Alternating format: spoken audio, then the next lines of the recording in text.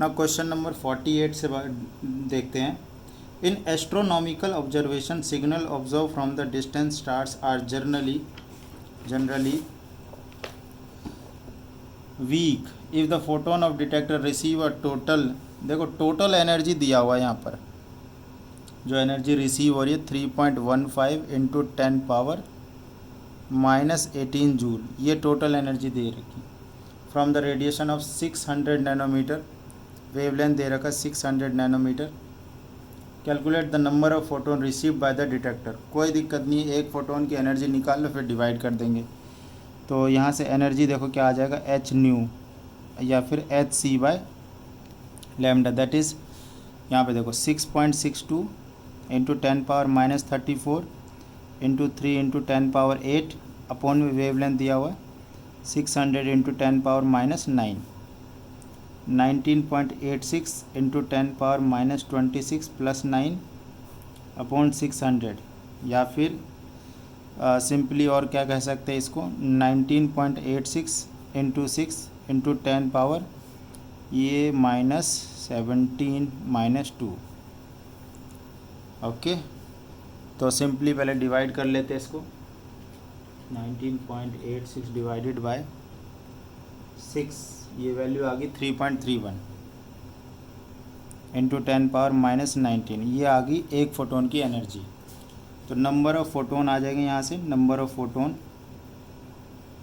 Total energy ऊपर रखो 3.15 into 10 power -18 upon में जो एनर्जी हमने निकाली है उसको नीचे रखेंगे।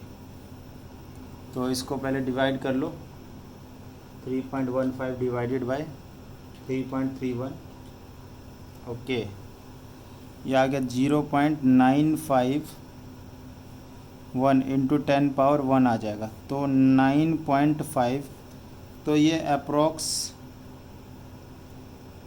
10 फोटोन के अप्रॉक्स 10 फोटोन आंसर, ठीक है, लगभग 10 फोटोन जो है एमिट हुई है। तो 48 क्वेश्चन नंबर हमारा ख़त्म होता है यहाँ पे। Question number now 49, life time of the molecule in the excited state are often measure by using a pulses radiation sources of duration nearly in the nano second range. अच्छा, ये information दे रखा है, इसका कोई काम नहीं है। If the radiation sources has duration of 2 nano second, चलो यहाँ पे हमें एक तरह से टाइम पीरियड दे रखा है, कहने का मतलब ये है 2 नैनो सेकेंड। अच्छा देखते हैं, अभी टाइम दे रखा है ये। And the number of photon emitted, number of photon दिया हुआ है 2.5 into 10 power 15। Calculate the energy of the source, ठीक है, एनर्जी निकालनी है, ठीक है। तो टाइम पीरियड से हम क्या निकाल लेंगे, हम फ्रीक्वेंसी निकाल लेंगे। तो फ्रीक्वेंसी इक्वल्स टू क्या, 1 अपॉन में time period, that is 1/2 into 10 power 9, और नैनो सेकेंड है ना, सॉरी -9 सेकेंड। तो यहाँ से वैल्यू आ गई 0.5 इंटू 10 पावर 9 पर सेकेंड, ये फ्रीक्वेंसी आ गई हमारे पास। अच्छा, फ्रीक्वेंसी आ गई है और हमें निकालनी है, क्या निकालनी है यहाँ पर, ये देखो टोटल एनर्जी निकालनी है, और हमारे पास नंबर ऑफ़ फोटोन भी दे रखा है। तो पहले तो एक काम करते हैं, फ्रीक्वेंसी की हेल्प से एक फ़ोटोन की एनर्जी निकाल लेते हैं और फिर उसको नंबर ऑफ़ फोटोन से मल्टीप्लाई कर देंगे तो हमारे पास टोटल एनर्जी आ जाएगी।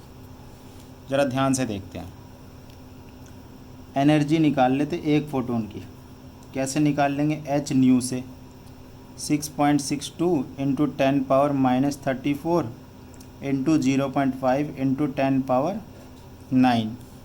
इसको जब मल्टीप्लाई करेंगे, देखो 3.31 इंटू 10 पावर, इसको हम माइनस करेंगे तो ये आ जाएगा -25 जूल। तो टोटल एनर्जी कितनी आ जाएगी, टोटल एनर्जी आ जाएगी n इंटू में ये जो ई निकला है, ये n कितनी है 2.5 इंटू 10 पावर 15, ये वैल्यू दे रखी है ना, ये देखो यहाँ पर नंबर ऑफ़ फोटोन, इंटू में एक फोटोन की एनर्जी आई है 3.31 इंटू 10 पावर -25 जूल। तो जस्ट मल्टीप्लाई करेंगे, तो मल्टीप्लाई करने पे देखो क्या आएगा, 3.31 इंटू 2.5, 8.275 इंटू 10⁻⁻10 जूल। तो ये वैल्यू हमारे पास आ गई है। क्लियर? तो ये क्वेश्चन भी हमारा कंप्लीट होता है, क्वेश्चन नंबर 49। ना तो क्वेश्चन नंबर 50, क्वेश्चन नंबर 50। तो इसमें क्या कह रहा है हमारे पास, देख लेते हैं। Longest wavelength doublet absorption transition is observed at 589 nanometer and एक और, अच्छा, दो वेवलेंथ है, वेवलेंथ 1 वेवलेंथ 2, 589.6 नैनोमीटर। ठीक है, डबलेट है ये। Calculate the frequency of each transition and energy difference between two excited state. कुछ नहीं है, यहाँ पे एनर्जी निकाल लेंगे, यहाँ पे एनर्जी निकाल लेंगे और फिर चेंज इन एनर्जी निकाल लेंगे। देखते हैं। तो यहाँ पे एनर्जी क्या आ जाएगा, hc/λ1। यहाँ पे एनर्जी आ जाएगा hc/λ2 और दोनों का डिफरेंस आ जाएगा, मान लो ज़्यादा एनर्जी कौन सी होगी, जिसका वेवलेंथ छोटा होगा। तो ये वेवलेंथ छोटी है तो यहाँ पर E1 - E2 कर लो। ठीक है, तो hc कॉमन ले लो, 1/λ1 माइनस में 1/λ2। तो hc λ1 λ2 और λ2 माइनस λ1। ना तो वैल्यू पुट करते हैं, 6.62 इंटू 10⁻⁻34 इंटू में c 3 into 10⁻8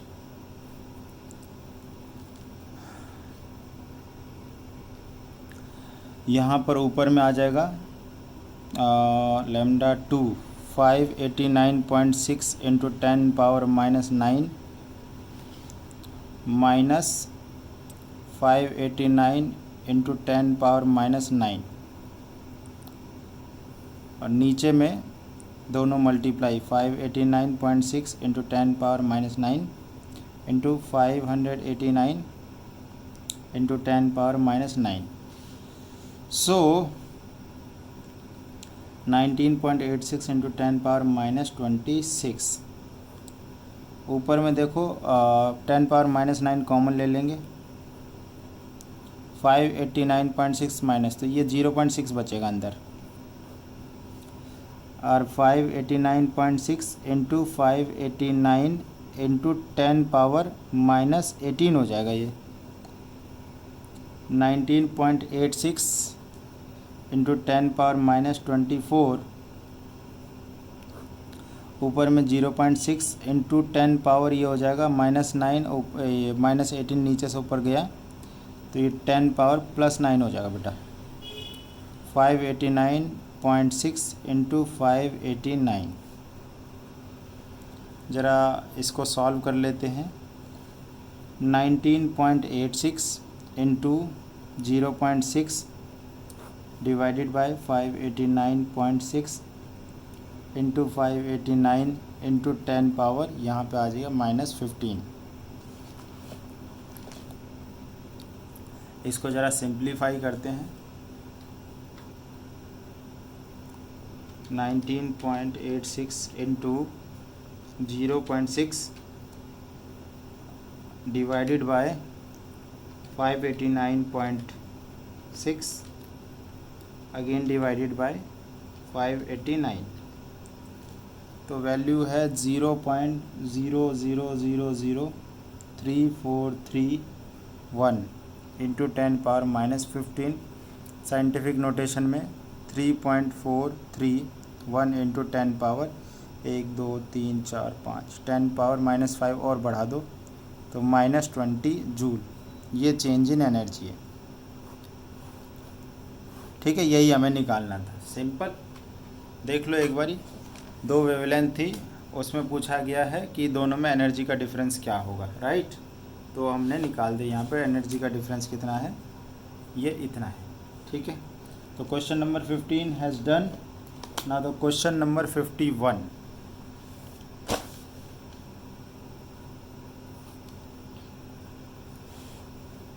the work function of caesium, देखो फिर से ये फोटो इलेक्ट्रिक इफेक्ट का क्वेश्चन है। इसका वर्क फंक्शन दिया हुआ है 1.9 इलेक्ट्रॉन वोल्ट। और क्या है, अच्छा तो सबसे पहले इलेक्ट्रॉन वोल्ट को कन्वर्ट कर लेते हैं। तो ये रिलेशन होता है इलेक्ट्रॉन वोल्ट को जूल में कन्वर्ट करने का। तो हमारा वर्क फंक्शन इन जूल क्या आ गया, 1.9 इंटू 1.6 इंटू 10⁻⁻19 जूल। तो मल्टीप्लाई कर लेते हैं इसको ज़रा, 1.9 into 1.6 equals to 3.04 into 10⁻⁻19 joule. अब देखो जो वैल्यूज़ हमें निकालनी है, a threshold wavelength, threshold wavelength. तो यहाँ से देख लो ये, ठीक है, थ्रेशोल्ड वेवलेंथ।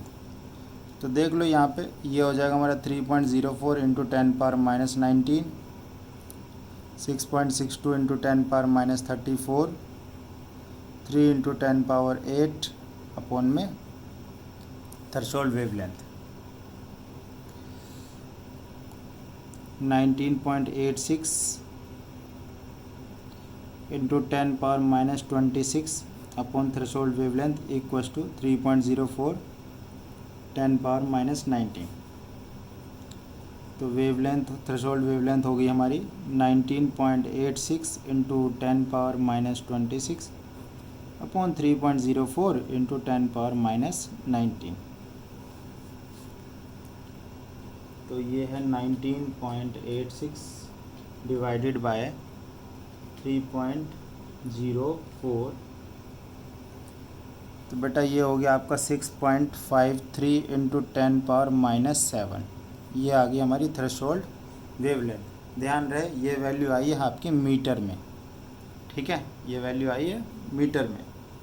चलो जी आगे देखते हैं और क्या निकालना है इसमें। थ्रेशोल्ड फ्रीक्वेंसी निकालनी है, C बाई लैम्डा होता है।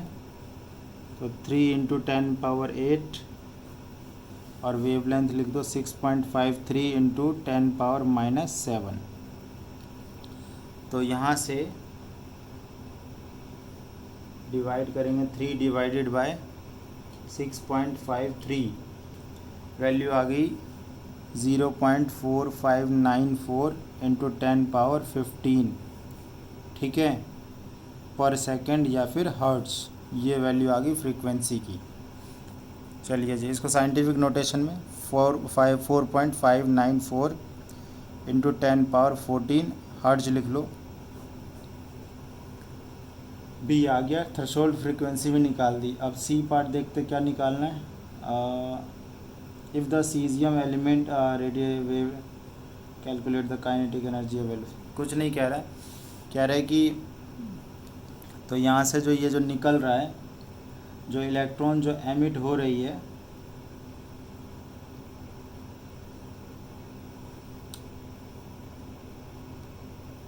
अच्छा ये कम्प्लीटली जो क्वेश्चन में ये कह रहा है कि अब ये जो फोटोन जो एमिट करवा रहे हैं ये अगर 500 नैनोमीटर की होगी तो जो इलेक्ट्रॉन जो ये एमिट हो रहा है इसकी काइनेटिक एनर्जी निकालनी है, ठीक है। तो हमें देखो फार्मूला क्या पता है, हमने जो फोटोन एमिट करवाया है प्लस ये work function sorry minus work function equals to क्या हो जाता है, काइनेटिक एनर्जी ऑफ इलेक्ट्रॉन। तो देखो ये तो हो गया हमारा hc बाई लैम्डा, अब माइनस वर्क फंक्शन गिवन था 3.04 इंटू 10⁻⁻19। अब इसकी वैल्यू हम निकाल लेंगे क्योंकि वेवलेंथ 500 नैनोमीटर है, थोड़ा अलग है, तो नहीं तो पुरानी कैलकुलेशन यूज़ कर लेते हैं हम। 6.62 इंटू 10⁻⁻34 और c की वैल्यू 3 इंटू 10⁻8 अपॉन में वेवलेंथ 500 नैनोमीटर है ना, नैनोमीटर, तो into 10 power -9 minus 3.04 into 10 power -19, ये आ गया हमारा काइनेटिक एनर्जी, राइट। ओके, तो इसको ज़रा सॉल्व कर लेते बेटा। 19.86 into 10 power -26, 5 into 10 power -7, 3.04 into 10 power -19, तो यहाँ पर 19.86 डिवाइडेड बाई 5 देख लेते हैं। 19.86 डिवाइडेड बाई 5, तो ये वैल्यू आ गई 3.972 into 10 power -19 minus 3.04 into 10 power -19, ये आई काइनेटिक एनर्जी। देख रहे हो 10 की पावर -19 बेटा कॉमन दिख रहा है आपको। 3.972 माइनस 3.04, यही काइनेटिक एनर्जी है। तो ये वैल्यू आ गई, यहीं पे देखो छोटा छोटा लिख देते हैं, यहीं पे माइनस करेंगे इसको,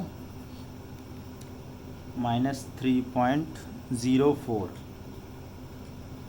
तो ये वैल्यू आ गई 0.932 इंटू 10 पावर -19 जूल। इसको साइंटिफिक नोटेशन 9.32 इंटू 10 पावर -20, ठीक है। तो ये देखो ये कैलकुलेशन है हमारे पास, यहाँ पे हमने माइनस किया इसको और ये वैल्यू हमारे पास निकल के आ गई, ठीक। तो यहाँ पे क्वेश्चन नंबर 51 जो है वो आपका कंप्लीट होता है।